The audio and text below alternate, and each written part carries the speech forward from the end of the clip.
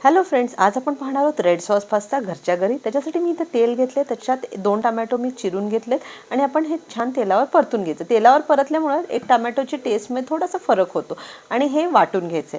त्याच कढईमध्ये मी परत तेल घालतेय, 1-2 लसणाच्या पाकळ्या, कांदा चिरून घेतलाय बारीक आणि ज्या भाज्या तुमच्याकडे अवेलेबल आहेत तुम्ही त्या भाज्या घालू शकता। इथे मी गाजर, शिमला मिर्च घातलेली आहे।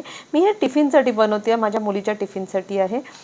आणि मीठ आणि लाल तिखट चवीप्रमाणे घालू शकता। तुम्हाला तिखट जास्त आवडत असेल तर आणि थोडं। आणि आपण जी टोमॅटोची प्युरी करून घेतली ती घालायची। आता हे थोडंसं दाट आहे तर ह्याच्यात थोडंसं पाणी आणि 1-2 चमचे टोमॅटोचं केचप इथं मी मिक्स हब घालते आणि हे छान एकत्र करून घ्यायचं आहे। इथं मी पास्ता उकडून घेतला। मी हे उकडण्यासाठी कुकरला लावलेलं, कुकरला मी 1 शिटी करून घेतली, त्याच्यामुळे पास्ता झटकन शिजतो आणि छान एकसारखा शिजतो। आता हे मिक्स करून घेतलंय आणि ह्याच्यावर भरपूर चीज घालायचं आणि आपला हा रेड सॉस पास्ता तयार आहे।